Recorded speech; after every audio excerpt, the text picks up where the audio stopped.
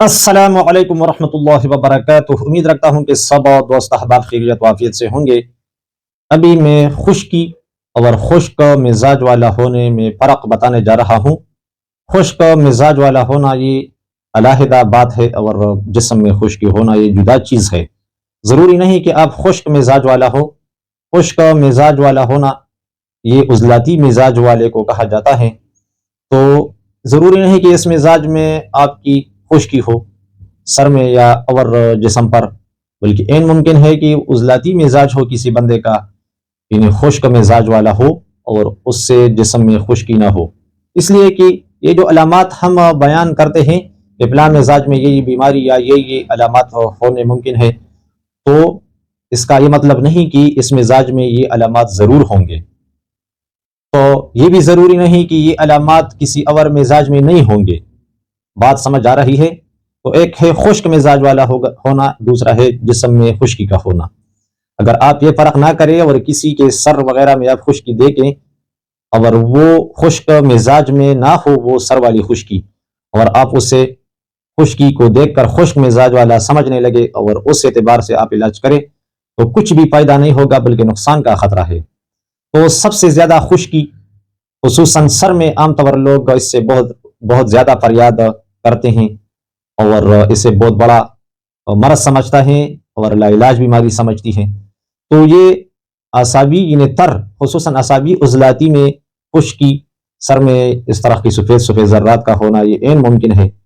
ابھی یہ اعصابی مزاج والا ہے اور سر میں خشکی ہے، خشک مزاج والا تو یہ بندہ نہیں ہے۔ تو اگر آپ نے اسے خشک مزاج والا سمجھ کر اس مزاج کے اعتبار سے علاج کیا تو شاید کچھ پیدا نہ کرے یا وقتی طور گزارا کرے اور آئندہ اور مصیبتیں پیدا کرے۔ مثلاً اعصابی عضلاتی میں اگر سر کی میں خشکی تھی اور آپ نے اسے خشک مزاج والا سمجھا، یعنی عضلاتی، اور عضلاتی مزاج میں ہم علاج کے لیے غدی یعنی گرم اشیاء دیتے ہیں، تو اعصابی مزاج میں پٹوں میں سستی تھی اور جب آپ گرم اشیاء دینے لگے غدی، تو پھر پٹوں میں تحلیل آئے گا، یعنی پہلے بھی کمزوری تھی پٹوں میں اور اب تحلیل سے پٹوں کی کمزوری اور بھی بڑھ جائے گی۔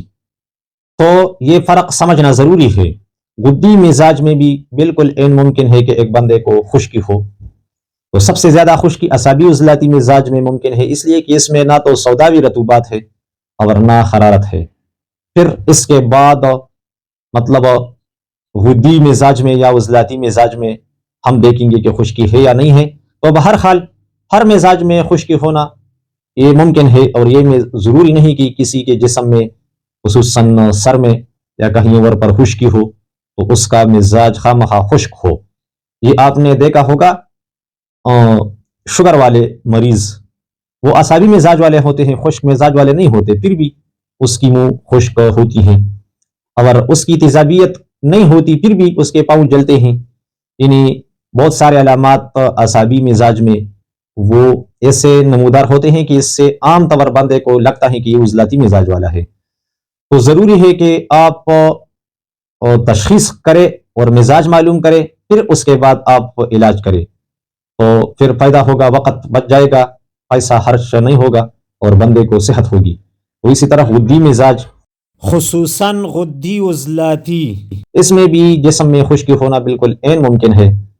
مثلاً قبض کا ہونا، بالکل مینگنیوں کی شکل میں فراغت ہونا، تو خامخواہ ایک علامت کو دیکھ کر اس پر فیصلہ کرنا، اس پر مزاج کنفرم کرنا، پھر اس ترتیب سے علاج کرنا، اس میں دوست احباب کو چاہیے کہ احتیاط رکھیں۔ امید ہے کہ آپ دوست احباب میری بات سمجھ گئے ہوں گے، تو میری کلپ کو لائک کریں، اسے دوستوں کے ساتھ شیئر کریں۔ اگر آپ میرے چینل پر نئے ہیں تو میرے چینل کو ضرور سبسکرائب کریں۔